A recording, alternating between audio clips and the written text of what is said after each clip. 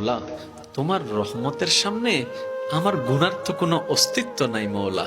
আমার গুনাহ না হয় পাহাড় পরিমাণ হবে, বেশি থেকে বেশি আসমান পরিমাণ হবে, না হয় পুরা পৃথিবী পরিমাণ হবে। তোমার রহমত তো অগণিত, তোমার রহমত তো অসীম, তোমার রহমত তো আনলিমিটেড। এবার রব্বে করিম বলে, তাহলে ঘাবড়াস কেন, তাহলে মন ছোট করস কেন? আরে গুনাহ করেছো তো করেছো, কি হয়েছে? একবার তো তওবার মাধ্যমে আমি রবের দরবারে ফিরে আই। মৌলা, ফিরে আসতে পারবো তো?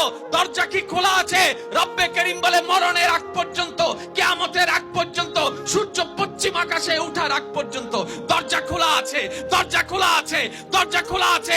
এবার বান্দা বলে, মৌলা 24টা ঘন্টার কোন টাইমে আসলে সেই দরজা খোলা পাবো? রব্বে করিম বলে, আরে ব্যাংকের দরজা খোলা থাকে নির্দিষ্ট সময়ে, অফিস আদালতের দরজা খোলা থাকে নির্দিষ্ট সময়ে, এমনকি ঘরের দরজাও খোলা থাকে নির্দিষ্ট সময়ে, এর বাইরে যাই না। কিন্তু তোর রবের দরবার এমন একটা দরবার, 24টা ঘন্টার যেই কোনো মুহূর্তে তুই আসবি, তোর রবের দরবার তোর জন্য খোলা থাকবে। সুবহানাল্লাহ।